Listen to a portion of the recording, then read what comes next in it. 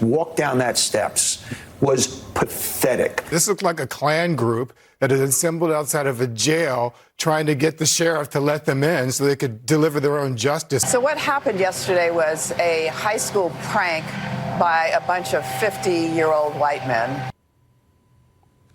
So the last person you saw there sitting on the Morning Joe set was California Congresswoman Jackie Speier.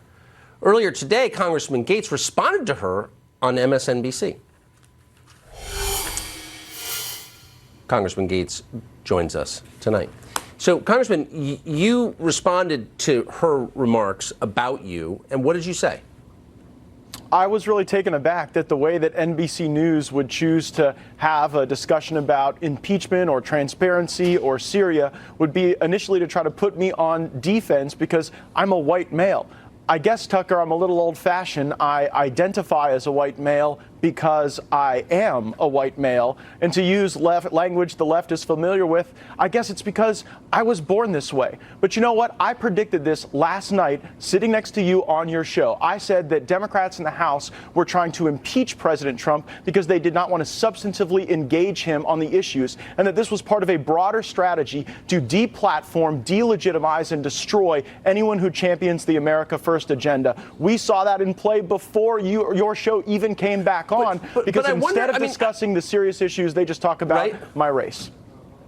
It's completely irrelevant to anything as far as I can tell, but it's also the most divisive thing you could say. So is the standard that we're allowed to dismiss people because of their skin color? I mean, I don't want to live in a country where people do that. I think it's awful. But that's commonplace now. Why would NBC allow that? And what did they say when you called them on it?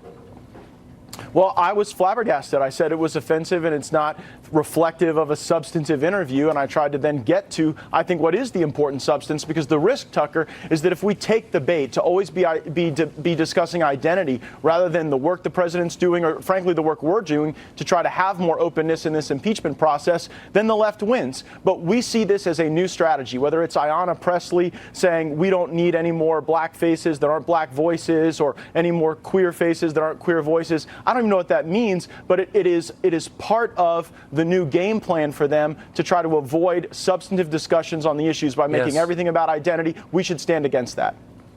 Yes, it's such poison, and so many Republicans ignore it or cringe or whatever. And it's